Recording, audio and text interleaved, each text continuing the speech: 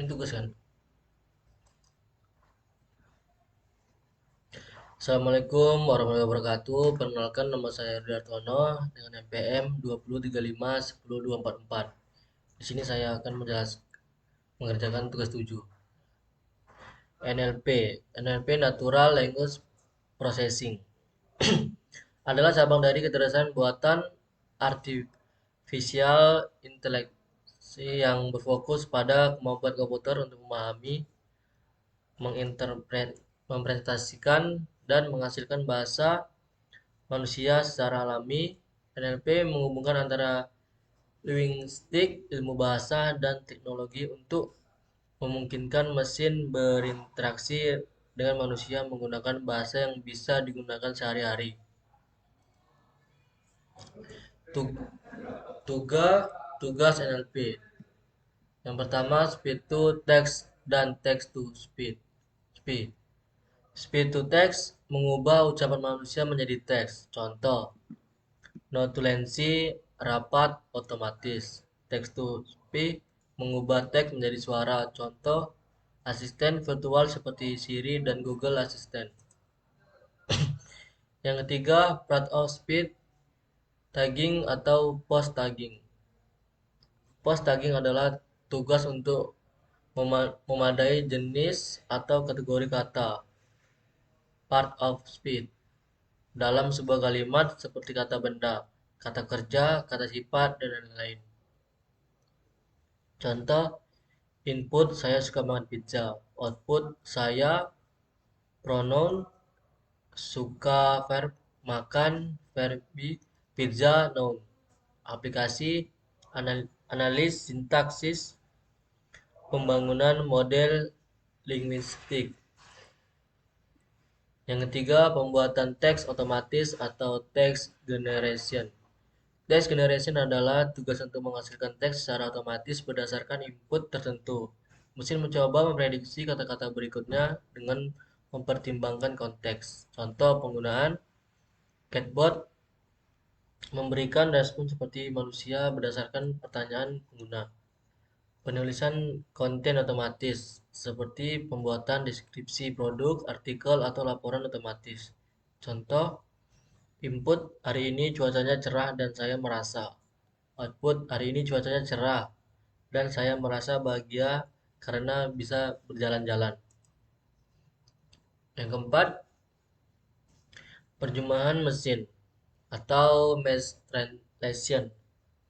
Penerjemahan mesin adalah proses otomatis menerjemahkan teks dari satu bahasa ke bahasa lain.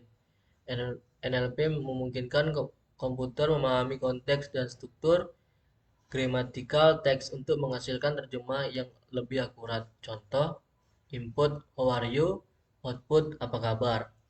Aplikasi Google Translate DeepL, terjemahan dokumen resmi atau konten online. Yang kelima, pengenalan entitas bernama name as recognition atau NER. NR adalah tugas untuk mengidentifikasi dan mengkategorikan entitas tertentu dalam teks, seperti nama orang, original, lokasi, tanggal, dan lain-lain. Contoh input, Barack Obama lahir di Hawaii dan pernah menjadi Presiden Amerika Serikat. Output, Barack Obama, present, Hawaii, location, Amerika Serikat, location. Aplikasi ekstraksi data dari dokumen teks. Pencarian informasi, misalnya mencari nama perusahaan atau lokasi tertentu dalam teks besar. Processing text. Lower casing. Tujuan mengubah semua huruf dalam teks menjadi huruf kecil. Manfaat menghasilkan perbedaan antara huruf besar dan kecil karena data seharusnya dianggap sama. Remove punctuation. Tujuan menghapus tanda baca dari teks seperti titik, koma, tanda seru, dan lain-lain. Manfaat tanda baca seringkali tidak memiliki nilai semantik dalam analisis teks, sehingga dihapus untuk menyederhanakan data. Tokenization tujuan memecah teks menjadi unit-unit kecil dan disebut token, biasanya kata-kata. Manfaat: tokenisasi adalah langkah dasar dalam banyak proses NLP untuk mengolah kata satu persatu. 4. Remove stop word. Tujuan menghapus kata-kata umum stop words yang sering muncul tetapi tidak memiliki banyak arti, seperti dan, di, yang, dan lain-lain. Manfaat: mengurangi dimensi data dan fokus pada kata-kata yang lebih bermakna. Yang kelima, stemming. Tujuannya untuk mengubah kata bentuk dasar atau stem dengan memotong akhiran kata, misalnya kata membaca atau diubah menjadi baca. Manfaat: menyatukan kata-kata yang memiliki makna sama ke bentuk yang sama. Representasi teks. Yang pertama, back of word. Konsep back of word adalah metode representasi teks yang menghitung frekuensi kemunculan kata dalam dokumen tanpa memperhatikan urutan kata. Cara kerja: membuat vokabulari atau daftar unik dari semua kata dalam data set teks. Setiap dokumen diubah menjadi vektor dengan panjang sama dengan jumlah kata dalam vokabulari. Setiap elemen dalam vektor menunjukkan beberapa kali data tertentu muncul di dokumen tersebut. Trim inversi dokumen frekuensi. Konsep TF atau IDF adalah perbaikan dari back of word yang tidak hanya menghitung frekuensi kata, tetapi juga memberikan bobot berdasarkan seberapa penting kata tersebut dalam keseluruhan dokumen.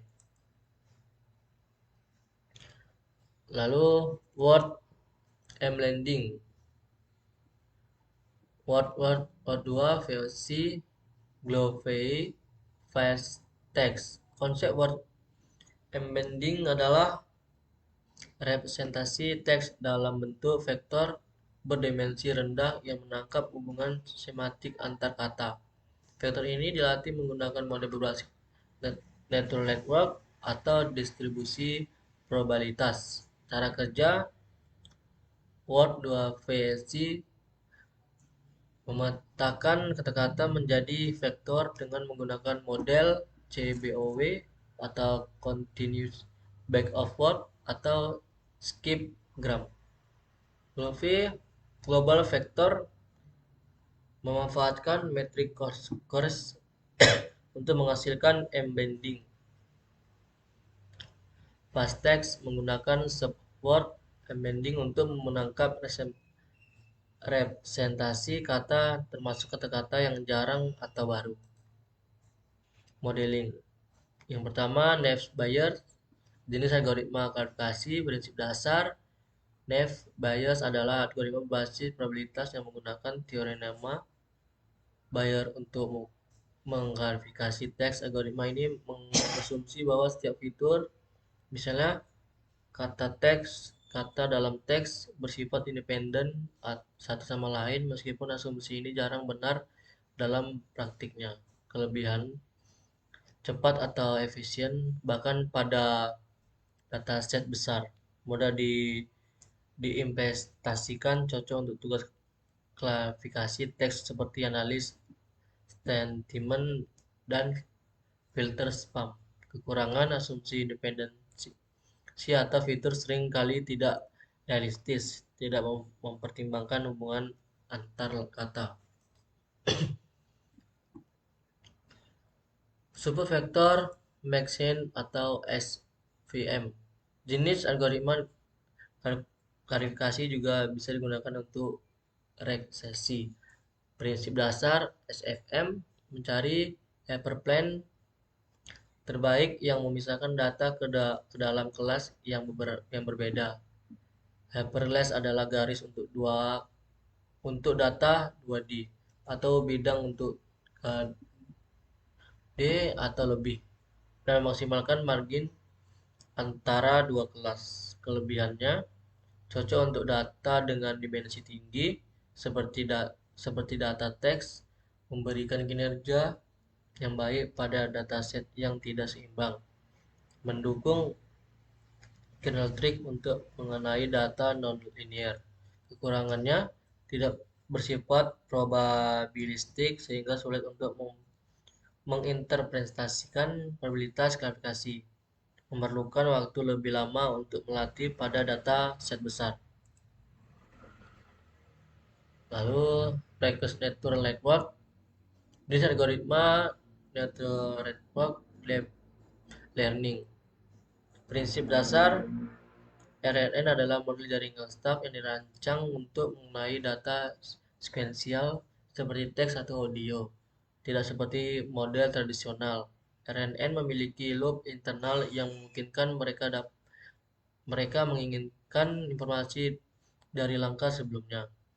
Kelebihannya, memahami konteks karena memiliki memori instance, cocok untuk tugas yang membutuhkan analis data sekuensial. Kekurangannya, sulit dilatih pada teks panjang karena masalah vanishing ready. Lebih lambat dibandingkan algoritma tradisional seperti network bias atau SFM. Terima kasih. Baiklah, sekian dari saya.